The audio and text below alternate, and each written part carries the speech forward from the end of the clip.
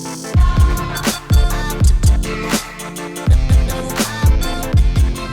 what is up guys, MKBHD here, and so the Beats X are brand new. They're now the cheapest wireless Beats that you can buy, and even cheaper than the earpods now, and they supposedly actually sound better too. So that means they're definitely worth the money, right? Well, let's break that down. So the Beats X are another new pair of wireless Bluetooth buds for 2017. It's two in-ear buds connected by a wire with an inline battery and a bunch of little controls and tricks and features that make them work. So in that way, the Beats X compare really well to some other wireless audio options we've gotten recently, like the Jaybird X2 and X3, and of course the AirPods. In fact, I'd say the Beats X are pretty much a hybrid exactly in between those two. The Beats have a little bit of a different shape and a different functional layout, but obviously they're still pretty recognizable with the logo and everything as Beats to anyone looking for them. Now, wireless earbuds have a bunch of different ways of sitting/cable management. You know, some are retractable, some have some sort of a wire clip like the Jaybirds, some have no wires at all. These Beats have no cable management at all except for the magnet in the head of each earbud, which turns out to be just enough, I think. The wire is a little bit longer, obviously, and it's meant to basically sit on your neck, which isn't too bad, and you can barely feel it.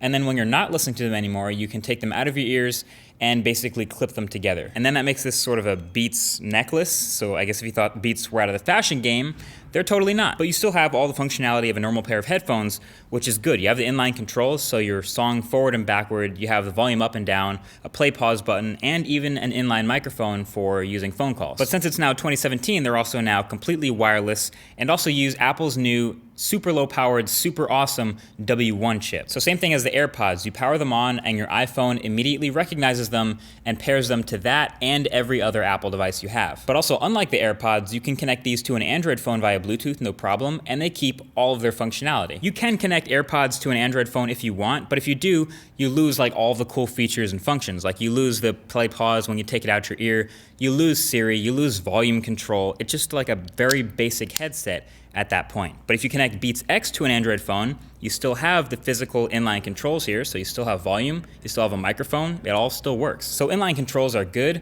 but there are some downsides of these headphones too. Durability-wise, these aren't sweat-proof or water-resistant at all, like in any way.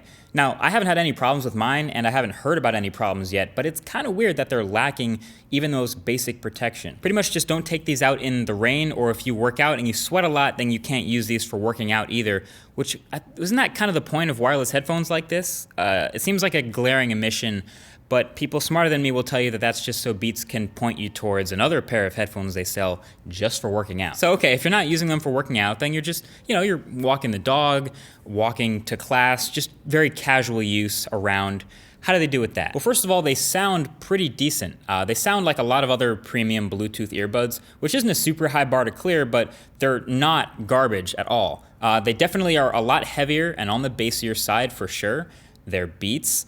But that's fine for a lot of people. Volume is good, and they managed to make a really good seal in my ear, even better than the Jaybird X3s, thanks to the wingtip. So the seal makes the noise isolation that it creates really, really good. At least with my ear shape, it's excellent. I know some people can just like put AirPods in their ear and run around no problem and they don't fall out. I'm not one of those people, my ears don't work with that, so having the wingtip like the X3s really works well with the Beats X. Stays my ear, seals really well. The little wire around your neck when you're first wearing them is a little annoying at first, especially since they have these little batteries in line as well, but it was really easy to get used to.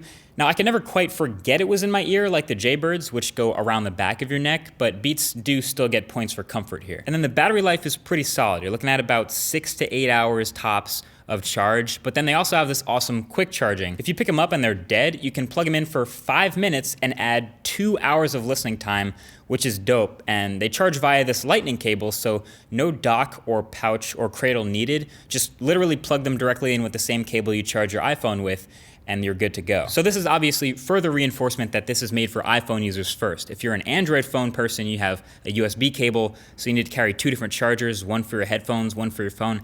Not really meant to do that. It's made for the iPhone. And of course, they are portable too. That's like a big point. So they come with this case that looks like a mouth, and you can just crumple them up and shove them in to this case. It's not very clean. It's not super elegant. I just ended up shoving them in a sweatshirt pocket or in my backpack more often than not. But yeah, they're definitely still portable. So as $150 as a total package, are the Beats X the best Beats ever? Sure. Yeah, I'd give it that. I'd say, I mean, at least in the bang for the buck category, in the bang for the buck for Beats category, yeah, these are pretty good. But that doesn't mean you should get them. Like, you got to know who Beats are made for. People who want Beats. People who work out with their headphones, who are really active, sweat a lot, do fitness, sports, activities, they'll want like sweat-proof headphones. They'll find stuff like the Jaybird X3 much better. But if you just want like no wires at all, you want totally wireless, then they'll spring for something like the AirPods. But people who want Beats can now justify getting these Beats.